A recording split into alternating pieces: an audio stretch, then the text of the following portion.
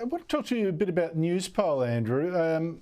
I'll talk about it more later with the panel, but we've seen Labor's lead over the coalition cut again to its smallest since the election. It's now just 52% to 48 ahead. More remarkably, Albanese's approval rating, which was already falling steadily, has now crashed almost off this chart. It's down 5% from just before the Voice defeat. What do you think is going on? Well, he had a big loss and people saw him have a big loss. So all he's really had before a win's the federal election, the Aston by-election.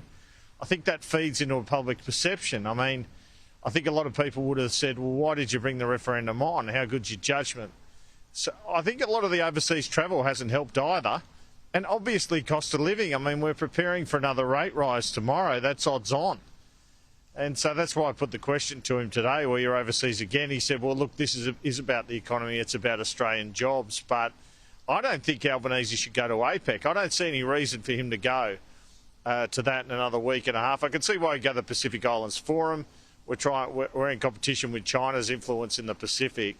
But he's already met the two superpower chiefs, right? He's met President Biden at the White House. He's now meeting President Xi at the Great Hall. Not a bad couple of meetings in terms of access for Australia. Why can't he send Jim Chalmers to APEC? I think, you know, at some stage or other, he's got to draw the line under some of these international trips because the sentiment back home will be you're not paying attention. As you say, it's actually been on 18 foreign trips in 18 months. It's got 2 more coming up later. You mentioned APEC, you mentioned a Pacific meeting. I get that a lot of this is good for trade, right? Particularly the China visit. It is good for trade. You've got to swallow your pride to some extent, not too much, I hope. I worry about that. But, you know, jobs. But I'm wondering, Andrew, whether there's also not just seeming to take focus off what's happening here at home, that he is lifting his focus of some of the things that's happening at home. I'm just wondering, how do you find the Prime Minister now, particularly after he's spent so much time investing, not just travelling, but the Voice as well being a big distraction? How does he seem to you now? Look, I think he gives his ministers a bit of leeway, a bit of rope, and then he kind of makes the final decision. More so than the more centrally controlling Kevin Rudd's, Malcolm Turnbull's, Scott Morrison.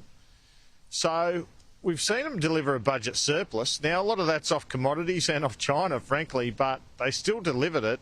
They'll be looking to deliver another one and say, we're the responsible economic managers and here are the tax cuts come the next election.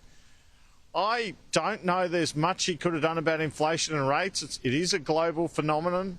There's some tweaks probably, but I think the public accepts that if you just give cash handouts, that fuels inflation more.